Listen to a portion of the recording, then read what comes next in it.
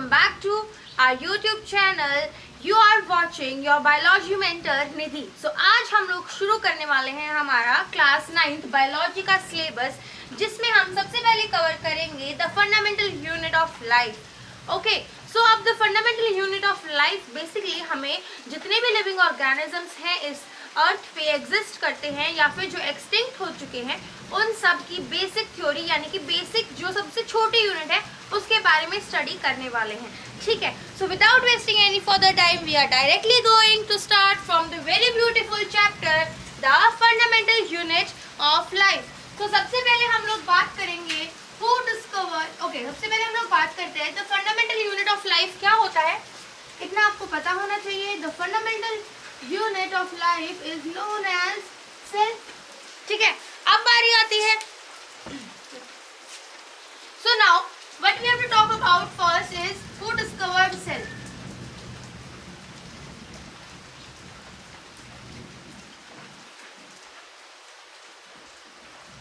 ठीक है, आप लोगों में से बहुत लोगों को ये पता होगा कि who discovered cell? Robert Hooke.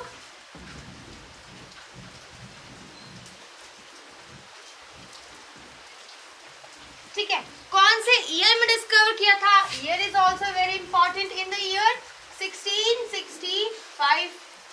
Okay okay, भाई दोबारा अच्छे से लिखते हैं 1665.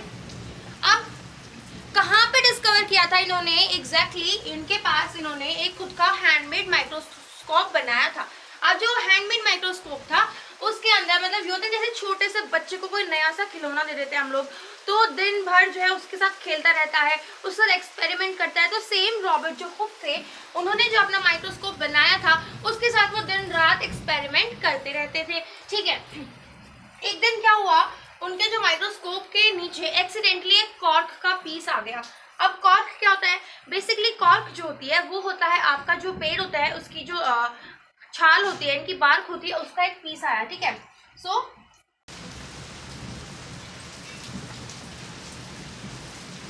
बेसिकली इन्होंने अपने माइक्रोस्कोप के अंदर कॉर्क सेल में एग्जैक्टली क्या देखा था? स्मॉल रूम्स,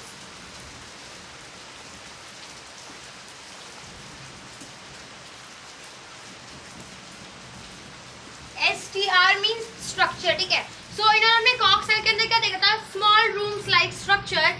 ठीक है, जिसे इन्होंने स्पेसिफिक एक नाम दिया था, that is honeycomb like structure.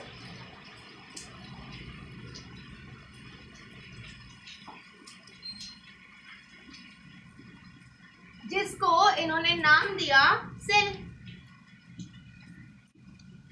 ठीक है, तो ये ऐसे हुई थी आपकी सेल की डिस्कवरी. ज्यादा कुछ नहीं है, सिर्फ सीधी सीधी सी बात है. जो हमारे रॉबर्ट हुक थे उन्होंने एक अपना खुद का माइक्रोस्कोप डिजाइन किया था. ठीक है, इन द ईयर 1665. अब जैसे छोटे छोटे बच्चों की आदत होती है, जैसे उन्हें कोई नया खिलौना मिल जाता है वो उसके साथ दिन रात खेलते रहते हैं, अलग अलग चीजों के साथ एक्सपेरिमेंट करते हैं. तो सेम हमारे रॉबर्ट हुक को हर एक चीज को उस माइक्रोस्कोप के नीचे देखने की आदत थी. एक दिन एक कॉर्क सेल यानी कि प्लांट सेल था, ये प्लांट सेल उनके सामने आया और उन्होंने देखा कि कुछ छोटे छोटे रूम लाइक कंपार्टमेंट्स हैं उसमें, जैसे कि हनीकॉम्ब लाइक स्ट्रक्चर. मधुमक्खी का जो छत्ता होता है ना, जब उसमें से हम शहद को बाहर निकाल लेते तो कुछ वैसा सा स्ट्रक्चर उनको देखने को मिला. किसका? इस कॉर्क सेल का. और उन्होंने छोटे छोटे रूम्स को क्या नाम दिया? सेल का नाम दिया. अब कुछ और एक इम्पॉर्टेंट नाम है जो आप लोगों को पता होना चाहिए रिगार्डिंग सेल. ठीक है, so one by one I am going to write it for you all guys.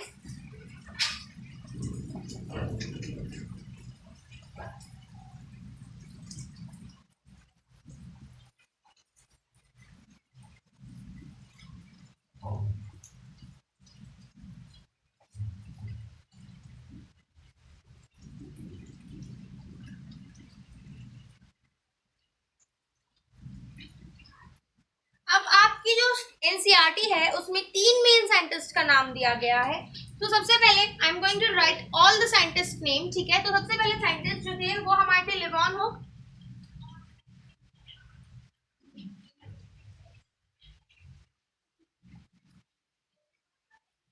ठीक है, उसके बाद जो दूसरे साइंटिस्ट के बारे में हमें पता होना चाहिए वो है हमारे पुलकिन जी.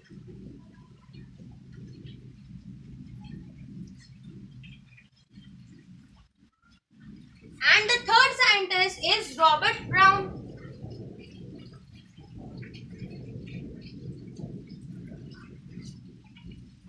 ठीक है, अब एक और इंपॉर्टेंट चीज जो आपको इन तीनों साइंटिस्ट के बारे में, what does this free cell means? Animal cell. और ये जो सेल था इन्हें एक्वेटिक नेचर में मिला था, यानी कि पानी के अंदर मिला था।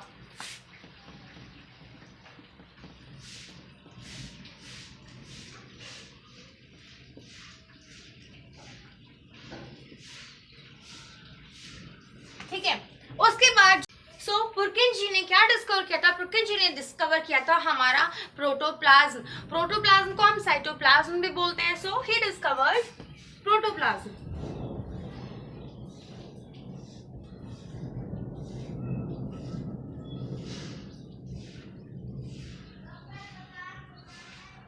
प्लाज्म जिसे हम साइटोप्लाज्म भी बोलते हैं। ठीक है, उसके बाद आ जाते हैं हमारे रॉबर्ट ब्राउन, जिन्होंने इन द ईयर 1831 एक बहुत इंपॉर्टेंट डिस्कवरी की थी, वो था हमारा न्यूक्लियस। ठीक है, अब आप लोग सोच रहे होंगे कि न्यूक्लियस इतना इंपॉर्टेंट क्यों है?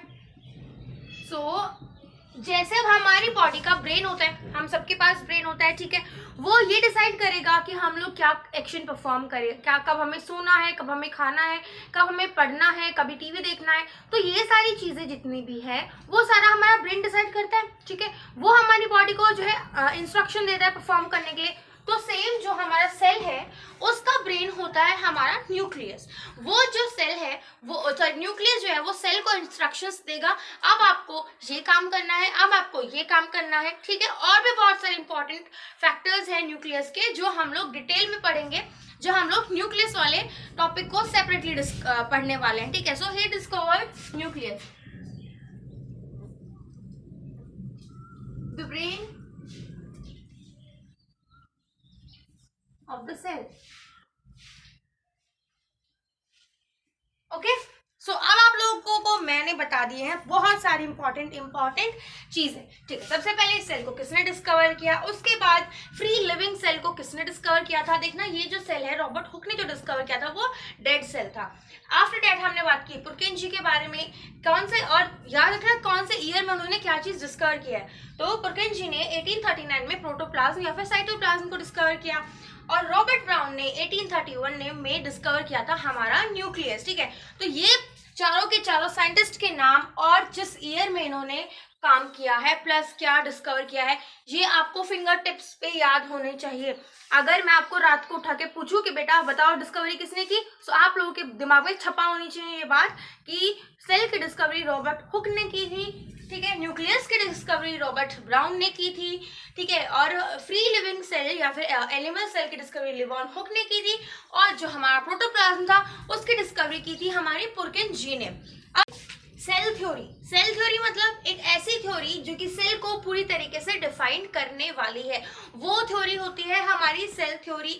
ये नाम हमेशा याद रखना, चाहे वो क्लास 9th हो, 10th हो, 11th हो, 12th हो, इवन बीएससी में, हायर एजुकेशन में, ये नाम आपको हमेशा याद होना चाहिए। जो है cell theory was proposed by Schleiden and Schwann, ये दो वो साइंटिस्ट थे जिन्होंने सेल थ्योरी दी थी। अब देखो मैम, आपने ये तो बता दिया कि सेल थ्योरी दी किन साइंटिस्ट ने दी, बट अभी तक आपने ये नहीं बताया कि सेल थ्योरी थी क्या एग्जैक्टली। सो सेल थ्योरी क्या थी? All the living organisms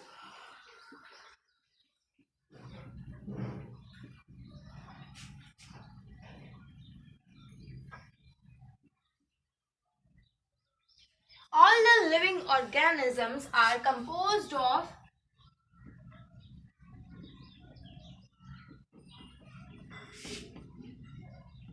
cell. मतलब इस दुनिया में जितने भी लिविंग ऑर्गेनिजम्स हैं वो सब सेल से मिलके बनते हैं। मैम आप क्लास 9 को पढ़ा रहे हो, इतना डिफिकल्ट सा वर्ड क्यों लिख दिया है ना, तो कोई बात नहीं है, आप यहाँ पे लिख सकते हो मेड अप ऑफ। ठीक है, जिन लोगों को कंपोज याद नहीं रहेगा वो मेड अप ऑफ सेल भी लिख सकते हैं। अब बारी आती है एक और साइंटिस्ट जिसको हम लोगों जिसके बारे में एक और साइंटिस्ट थे जो कि हमारी सेल थ्योरी का एक पार्ट समझ लीजिए आप, बेसिकली वो भी सेल को जो डिस्क्राइब ही करते हैं। सो उनका नाम था आर विरकाउ। ठीक है, अब इन आर विरकाउ ने क्या थ्योरी दी थी, इस थ्योरी का आपको नाम याद होना चाहिए। जैसे आपको सेल थ्योरी याद है ना कि किस साइंटिस्ट ने प्रपोज की थी, वैसे ही इन साइंटिस्ट की आपको थ्योरी याद होनी चाहिए। और इन्होंने कौन सी थ्योरी दी थी, ओमनी जेल से याद रख लेना। ठीक है, सो थ्योरी थी ओमनी सेलुलाइड। ठीक है, सो ये थी हमारी थ्योरी जो कि हमारे विरकाउ ने दी थी। और इस थ्योरी में उन्होंने क्या बताया था, मैम आप आपने इतना अजीब सा नाम लिख दिया है। ठीक है, ओमनी चेल से याद भी कर लेंगे, बट अगर डिटेल में आ गया तो क्या लिखना है। सो कोई दिक्कत नहीं है। So I am going to write the detail of this particular, चलो ग्रीन से लिखते हैं। ठीक है, सो हमारी जो ओमनी सेलुलाe है, ये हमें क्या बताती है कि देखो ऑल द सेल्स, जितने भी सेल्स हैं वो सारे प्री एग्जिस्टिंग सेल से डिस्कवर होके बनते हैं। All the cells are formed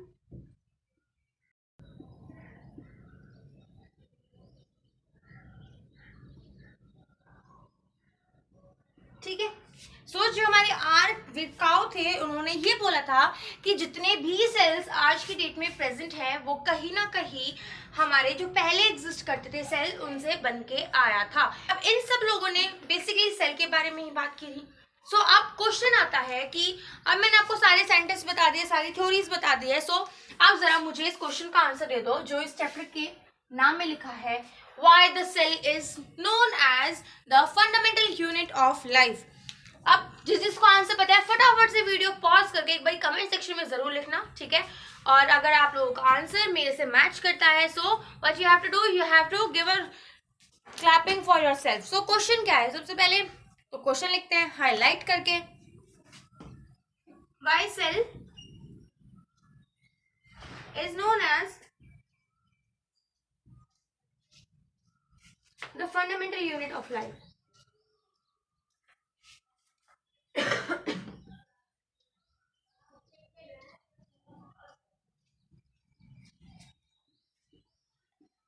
unit of life,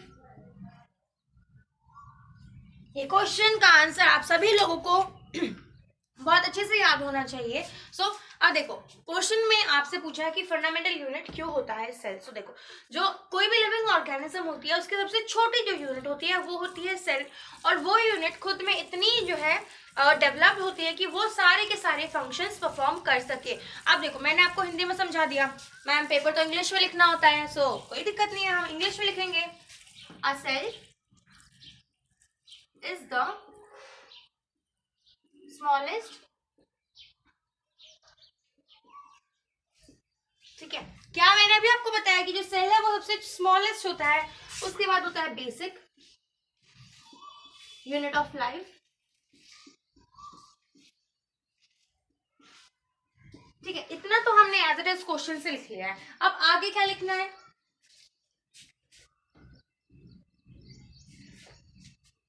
sales are responsible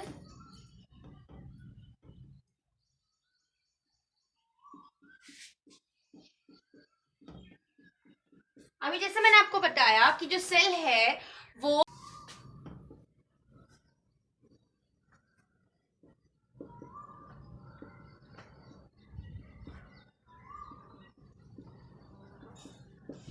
जितने भी लाइफ को जिंदा रखने के लिए जो प्रोसेसेस रिक्वायर्ड होते हैं वो सब हमारा सेल परफॉर्म करता है। ठीक है, उसके अलावा cell are the structural and functional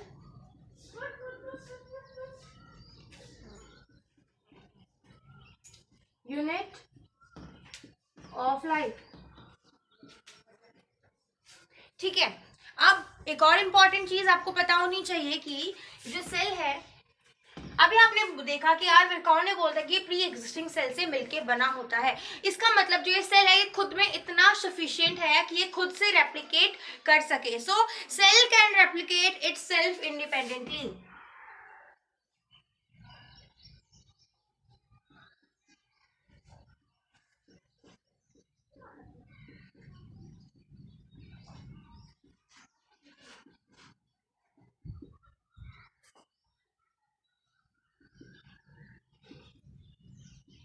ठीक है, आ गई समझ में आपको बात? अब देखो हमने सारी की सारी चीजें तो बात कर लिया। इसका अब क्या मतलब हुआ कि जितने भी लिविंग ऑर्गेनिजम्स है उन सबका सेल क्या होता है? Building block. Cell is the building block.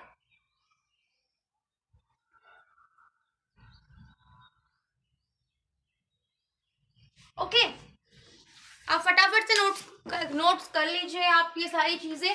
और अब हम लोग जो है इस लेक्चर को आगे कंटिन्यू करेंगे।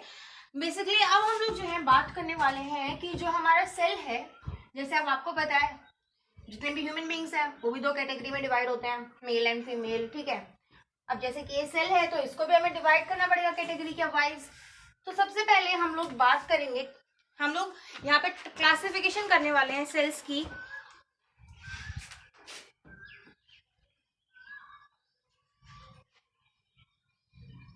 Classification of cell. So basically is it visible? हाँ।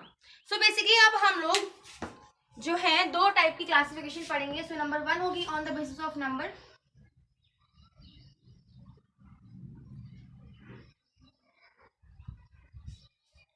ठीक है, अब जो हमारे सेल है ये on the basis of number की बात करें तो बेसिकली ये दो टाइप के होते हैं। ठीक है, सबसे पहले यूनिसेलुलर और दूसरा होता है मल्टी सेलुलर। सो देखो जब भी आपको कुछ डिफिकल्ट सी टर्म्स दिख जाती है बायोलॉजी के अंदर और आपको समझ नहीं आ रहा, आप एग्जामिनेशन सेंटर में बैठे हो उसका मतलब क्या होता है, और जब तक मतलब नहीं पता हो तब तक हम डेफिनेशन नहीं लिख सकते। एक बार चीज का मतलब पता चल जाए ना तो हम कुछ हद तक डेफिनेशन लिख लेते हैं, क्योंकि डेफिनेशन जो है उस वर्ड को डिफाइन करती है। ठीक है, सो बायोलॉजी में एक चीज हमेशा ध्यान रखना, आपको वर्ड्स को तोड़ना सीखना होगा। यूनी का मतलब सबको पता होता है, वन होता है। ठीक है, और सेलुलर का मतलब यहाँ पे क्या है? सेल। हो गया ना क्लियर? वो सेल, वो सेल जो कि फ्रीली एग्जिस्ट करता है, इंडिपेंडेंटली एग्जिस्ट करता है। अगर हम लोग मल्टी की बात करें तो आपको पता है मल्टी का क्या मतलब होता है? More than 2।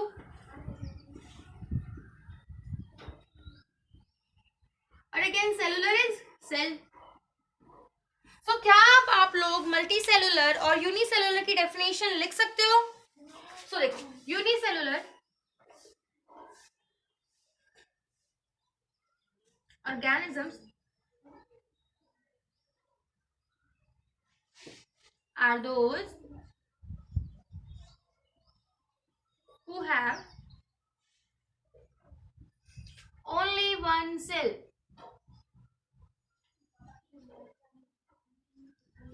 इजी था, मैंने आपको बोला दो वर्ड्स में तोड़ लीजिए, स्प्लिटिंग कर लीजिए वर्ड्स की। तो सबसे पहले आपको मिला वन और दूसरा मिला सेल।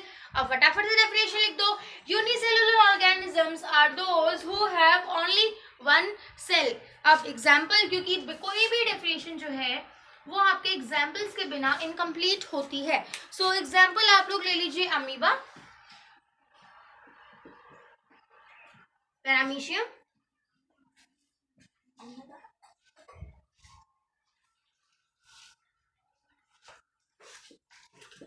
ठीक है। और क्या क्या एग्जांपल्स ले सकते हो आप? बैक्टीरिया,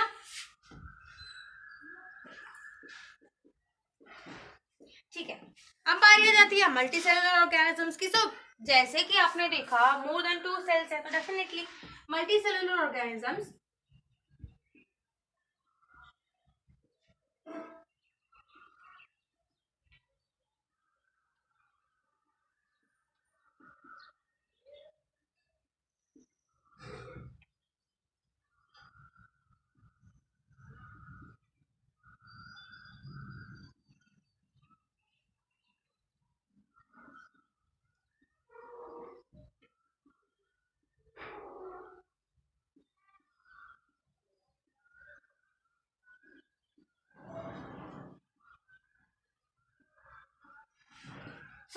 लिखा है यहाँ पे, मल्टीसेलुलर ऑर्गेनिजम्स आर दो। अगर हम लोग इनके एग्जांपल्स की बात करें तो बेसिक एग्जांपल्स आपको पता होनी चाहिए, जैसे कि प्लांट हो गया हमारा, एनिमल हो गया। Okay, so second classification is on the basis of development.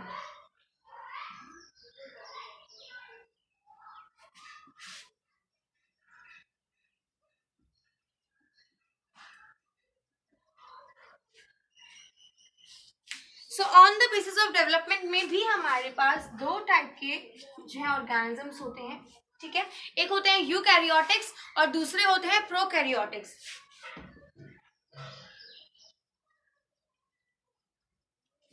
Second are prokaryotic. अभी जैसे मैंने आपको बताया था कि अगर आपको जो एक डिफरेंट सी टर्म देखने को मिल जाए एग्जाम में और आपको उसका मतलब नहीं पता हो, तो आपको क्या करना है, उस टर्म को जो है डिवाइड करना है दो में, ठीक है। और यू का मतलब होता है न्यू एंड कैरियोटिक का मतलब होता है सेल। यहाँ पे प्रो का मतलब होता है ओल्ड या फिर आप प्रिमिटिव बोल सकते हो, and karyotic is again cell. अब क्या आप लोग डेफिनेशन लिख सकते हो बहुत इजीली? हाँ बिल्कुल लिख सकते हो। देखो, eukaryotic cells are those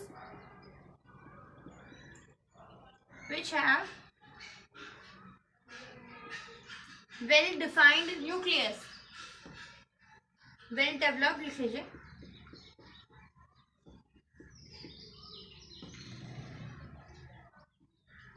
okay, अब जो हमारे ओल्ड यानी कि प्रिमिटिव वाले या फिर प्रोकैरियोटिक ऑर्गेनिजम्स होते हैं, उनका जो सेल है यानी कि prokaryotic cells are those which do not have, या फिर आप इन दोनों की जगह पे लिख सकते हो सिर्फ lack well defined nucleus.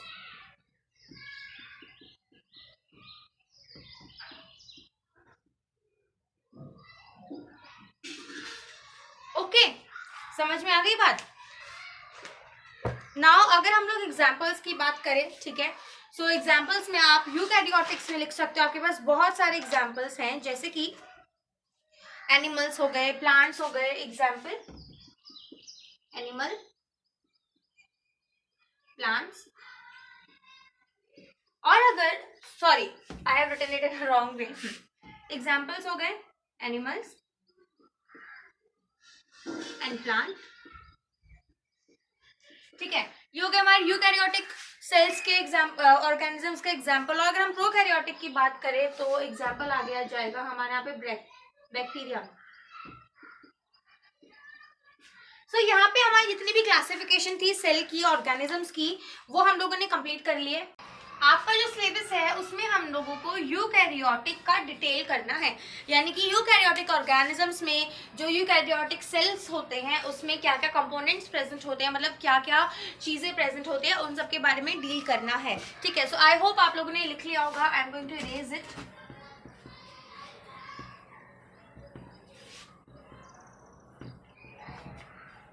Okay, अब हम लोग बात करने वाले हैं कंपोनेंट्स की ऑफ यूकैरियोटिक सेल, क्योंकि आपके सिलेबस में सिर्फ और सिर्फ जो है यूकैरियोटिक सेल्स के बारे में ही डिटेल दी गई है। तो सबसे पहले यहाँ पे बहुत सारे कंपोनेंट्स प्रेजेंट होते हैं हमारे यूकैरियोटिक सेल्स में, उसमें से 10 जो हैं वो हमारे सिलेबस में है, ठीक है। तो सबसे पहला हो जाएगा हमारा plasma membrane,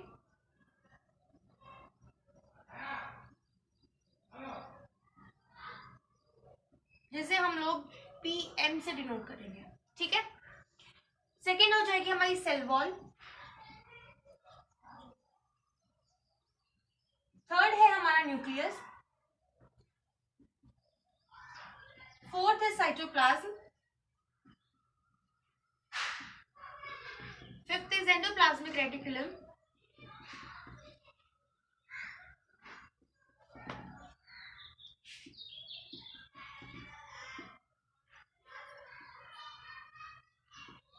Sixth is lysosomes.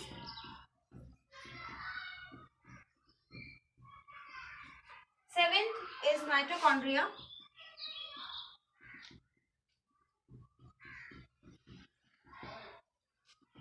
Okay, 7 हम लोगों ने कर लिया है। उसके बाद आपका बच जाता है plastid. 9th is vacuole and at last 10th is priosomes। ठीक है, ये सारी चीजें हैं जो हम लोगों को डील करनी है। और हम अब सबसे पहले डिस्कस करने वाले हैं हमारे प्लाज्मा मेम्ब्रेन के बारे में। ओके, आई होप आप लोगों ने लिख लिया होगा, so I am going to erase it.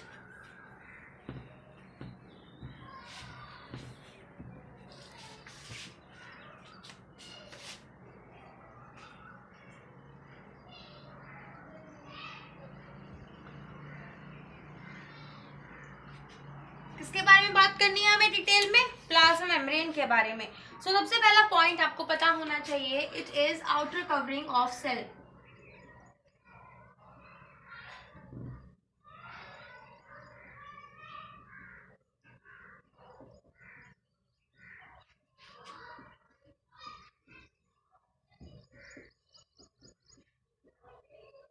दूसरी चीज, present in both plants and animal sales.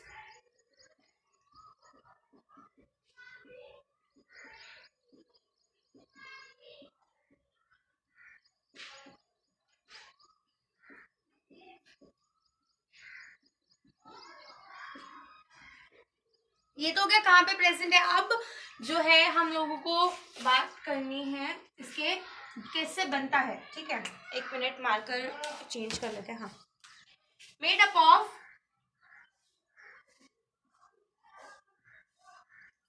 बहुत सारी कंपोनेंट्स होते हैं हमारे जो प्लाज्मा मेम्ब्रेन है उसके। सबसे पहले होता है लिपिड, कार्बोहाइड्रेट,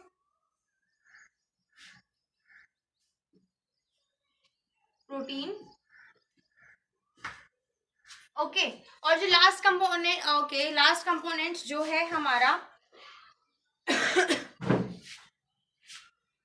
बस, ठीक है, सेल वॉल के होते हैं 4 कंपोनेंट। सो अब एक बार स्ट्रक्चर देख लें। स्ट्रक्चर के लिए चलो ग्रीन मार्क लेते हैं। हम लोग देखेंगे पहले इस लिपिड का स्ट्रक्चर, उसके बाद हम लोग देखेंगे प्लाज्मा मेम्ब्रेन का स्ट्रक्चर, क्योंकि जो हमारी प्लाज्मा मेम्ब्रेन है वो लिपिड से ही मिलके बनी होती है। मेजर अमाउंट में लिपिड प्रेजेंट होता है। तो ये हमारा लिपिड का स्ट्रक्चर है। ठीक है, अब ये जो ऊपर वाला पार्ट आप देख रहे हो ये होता है हमारा हेड, और जो नीचे वाला पार्ट होता है उसे हम टेल बोलते हैं। ये क्या हेड, ये टेल। ओके, अब जो हेड है ये हाइड्रोफिलिक पार्ट होता है और जो टेल है वो हाइड्रोफोबिक पार्ट होता है।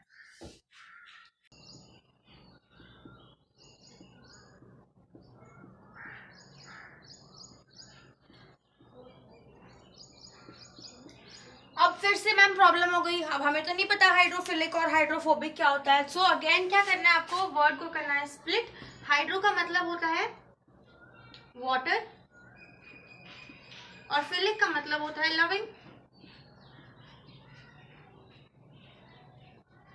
सो टुगेदर हाइड्रोफोबिक का क्या मतलब हो जाएगा, वाटर लविंग। अब हाइड्रोफिलिक का, hydro means again water, phobic means hate. ठीक है, वैसे तो फोबिक का मतलब डर होता है, बट कोई बात नहीं, हम यहाँ पे हेट से काम चला लेंगे। सो हाइड्रोफोबिक वो पार्ट होता है जो कि वाटर से नफरत करता है, वाटर से दूर भागता है। ठीक है, अब प्रॉपर स्ट्रक्चर देखेंगे हम लिपिड प्लाज्मा मेम्ब्रेन का।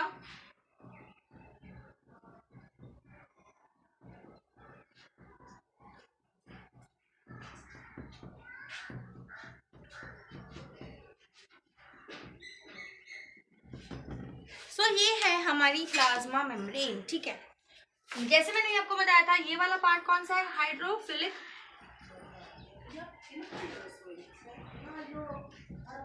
और जो ये टेल वाला पार्ट है जो कि आपके दोनों लिपिड बाइलेयर के बीच में आता है उसे हम लोग बोलते हैं हाइड्रोफोबिक।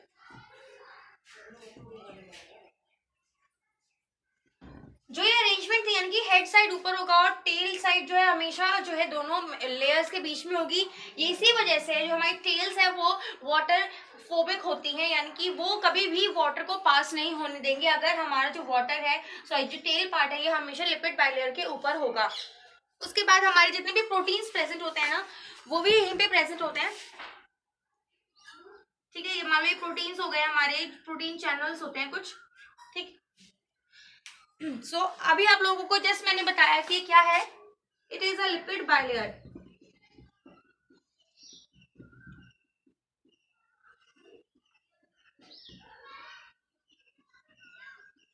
दूसरी चीज आपको हमेशा ध्यान रखनी है कि जो प्लाज्मा मेम्ब्रेन है वो हेल्प कराती है ट्रांसपोर्टेशन, ठीक है। अब वो ट्रांसपोर्टेशन जो है मतलब अगर सपोज ये सेल है हमारा, इसे हम कंप्लीट कर देते हैं, जैसे कि अब हमारा सेल है तो इस सेल के अंदर अगर कोई चीज जा रही है तो प्लाज्मा मेम्ब्रेन डिसाइड करेगी कि किस किस चीज को वो अंदर जाने देगी और किसको नहीं जाने देगी, ठीक है। सो plasma membrane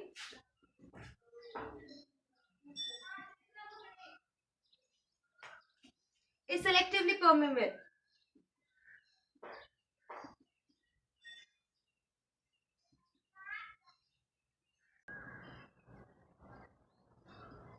For transportation,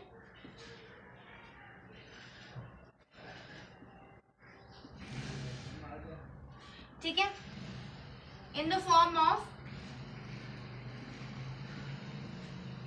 ATP। ATP जो होती है वो हमारा माइटोकॉन्ड्रिया बनाता है, ठीक है। और कोई भी अगर हमारे सेल को एनर्जी की रिक्वायरमेंट होती है तो वो हमेशा फुलफिल की जाती है एटीपी से। ओके, अब दूसरी चीज, अगर आप फुल ऑन एनर्जेटिक हो तो आप सारे काम स्पीड से कर लोगे, तो क्योंकि यहाँ पे एनर्जी सप्लाई हो रही है तो ये फास्ट प्रोसेस होगा। ओके, अब हम लोग बात करने वाले हैं पैसिव ट्रांसपोर्ट की। देखो जो पैसिव ट्रांसपोर्ट है उसके अंदर, एक मिनट, जो पैसिव ट्रांसपोर्ट है उसमें हमें एनर्जी की नीड नहीं होती, need of energy is not required.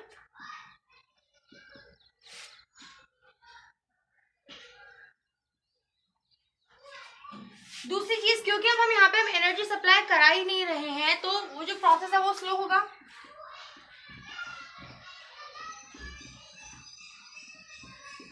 Okay, अब जो हमारा पैसिव ट्रांसपोर्ट है वो लॉ ऑफ डिफ्यूजन को फॉलो करता है, ठीक है। It follow law of diffusion.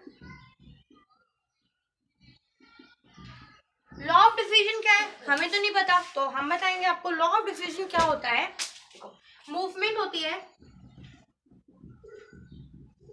Movement of content from high concentration to low concentration. Okay, जैसे कि अब हम लोग गैस की बात करें तो CO2 और O2 के बीच में जो है चेंज होता है। जब सेल के अंदर CO2 ज्यादा हो जाती है तो कंसेंट्रेशन जो है CO2 की ज्यादा तो सेल से बाहर निकल जाएगी, अगर O2 की ज्यादा है तो और ऑक्सीजन जो है वो अंदर आएगी। अब अगर हम वाटर कंटेंट्स का भी इनटेक होता है, so flow of water from high concentration to low concentration is known as osmosis. Okay, एक बात हमेशा ध्यान रखनी है आपको, एक बहुत ज्यादा कंफ्यूजन क्रिएट हो जाती है डिफ्यूजन और ऑस्मोसिस के बीच में। याद रखना जो भी वाटर का और जो भी गैसेस का एक्सचेंज होता है उसे हम लोग डिफ्यूजन बोलते हैं, ठीक है। अब जो एक्टिव ट्रांसपोर्ट होता है ना उसके अंदर हम लोग हेल्प लेते हैं प्रोटीन चैनल्स की, नीड प्रोटीन चैनल्स।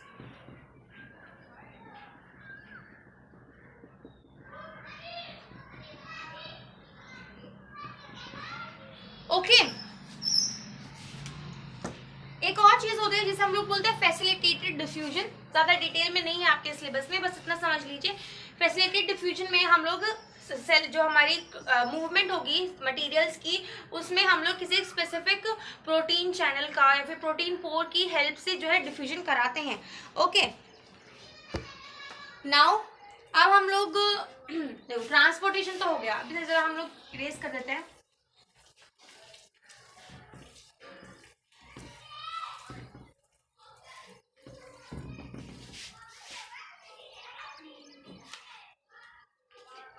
अब आप लोगों को समझना है conditions of cell of a cell in different environment.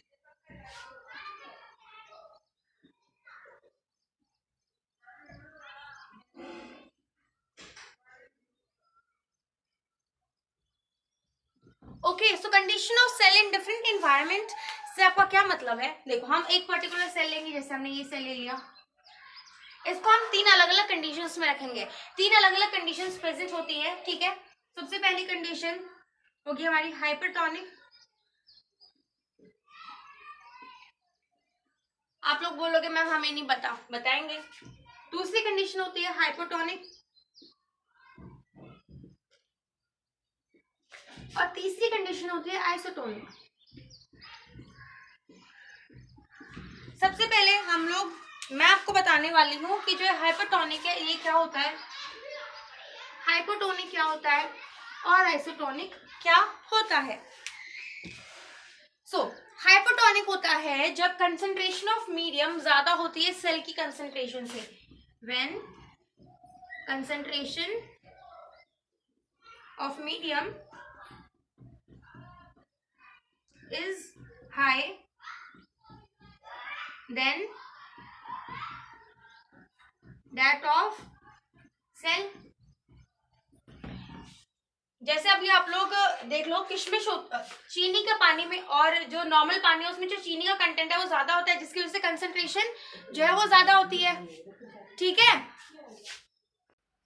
अब जैसे आप लोग सपोज मान लीजिए आप लोगों ने एक ग्लास लिया है, ठीक है, तो आपने एक ग्लास में पानी है, दो इक्वल अमाउंट की ग्लास ली है, एक ग्लास में आपने 2 चम्मच चीनी डाली है और दूसरे ग्लास में आपने आधा चम्मच चीनी डाली है। सो कौन सी जो ग्लास उसका ज्यादा मीठा पानी होगा? ऑब्वियसली जिसमें हमने 2 चम्मच चीनी डाली है, तो ये वही सिचुएशन है, ठीक है।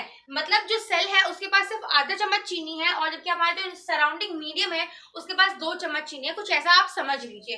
अब हाइपोटोनिक में क्या होता है, जब सेल के पास 2 चम्मच चीनी हो और मीडियम के पास आधा ही चम्मच चीनी हो। When concentration of cell is high then that of surroundings, ठीक है, या फिर मीडियम। अब तीसरी सिचुएशन आती है, आपने 2 ग्लास पानी में एक में भी 1 चम्मच चीनी डाली, दूसरे में भी 1 चम्मच चीनी डाली, दोनों बराबर मीठे होंगे। So when concentration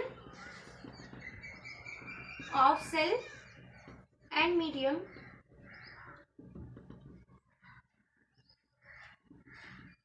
is same.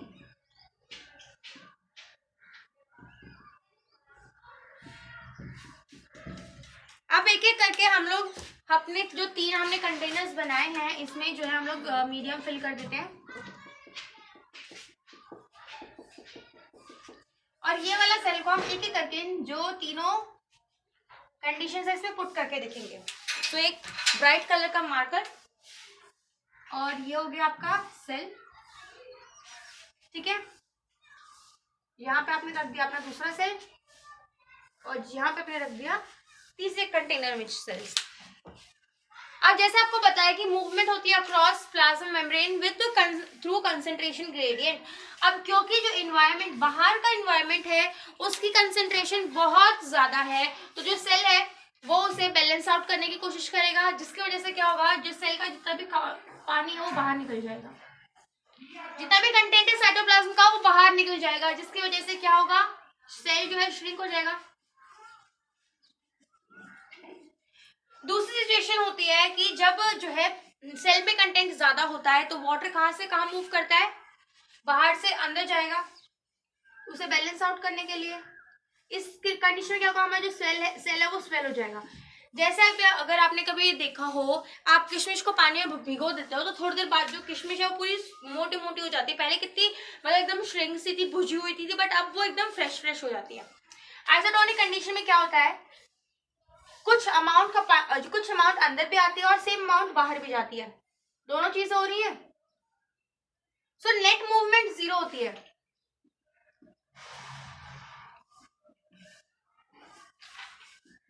क्या होती है, जीरो। अब जो हमारा सेल जो है वो श्रिंक हुआ है, उस कंडीशन को हम लोग बोलते हैं प्लाज्मोलिसिस।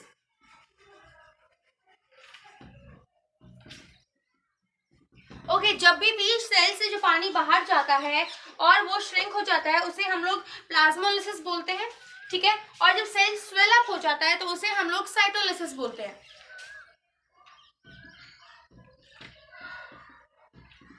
ओके, और लास्ट कंडीशन हो जाएगा और उस कंडीशन को हम लोग बोलते हैं प्लाज्मोलिसिस।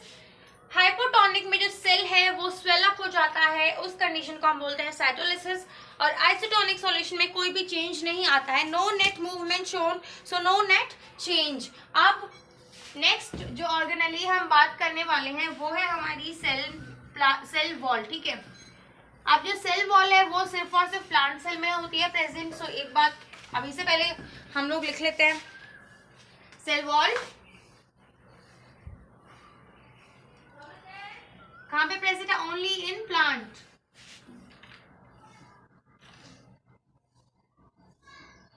ओके, प्लांट सेल की सबसे आउटर मोस्ट लेयर होती है, outer most covering.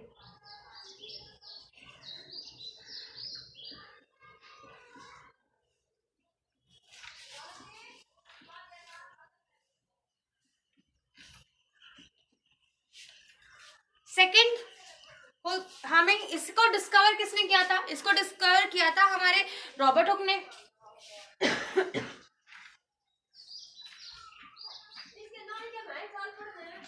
Discovered by Robert Hooke. कौन सी ईयर में किया था, 1665 में। ओके, अब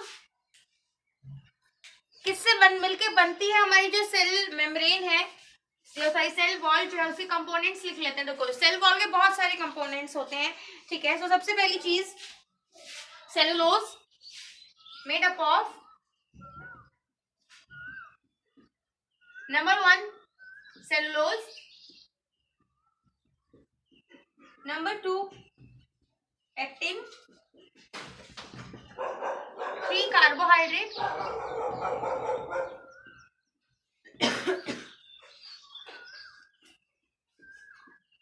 4th इज हेमीसेलुलोज। सो इन चारों कंपोनेंट से मिलके हमारी जो है सेल वॉल बनती है। Okay, functions of cell wall, marker change कर लेते हैं।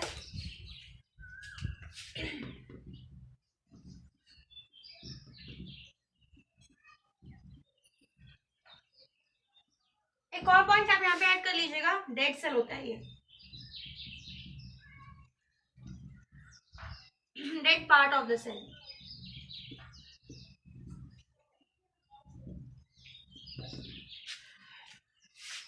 हमारे प्लांट सेल को प्रोटेक्ट करना, इसका मतलब क्या होगा, it will protect the plant cell against mechanical injuries.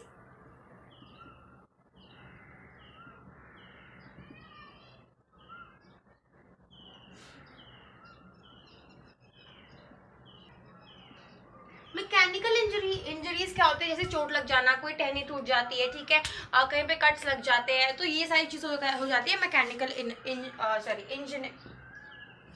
Injuries, ठीक है। उसके बाद दूसरी चीज, प्रोवाइड टर्जिडिटी और रिजिडिटी, दोनों चीज प्रोवाइड कराता है। हमारा जो सेल है वो टर्जिडिटी भी प्रोवाइड कराएगा और रिजिडिटी भी प्रोवाइड कराएगा। ये रिजिडिटी क्या होता है, बेसिकली हार्डनेस होती है, स्ट्रॉन्ग बनाता है,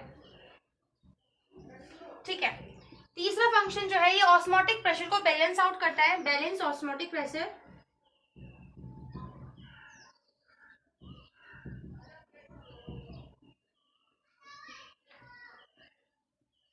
ये क्या होता है, क्यों होता है, इसका आपको डिटेल में नहीं पढ़ना है। और एक क्लास में लिख लीजिए आप, it is going to support all our development.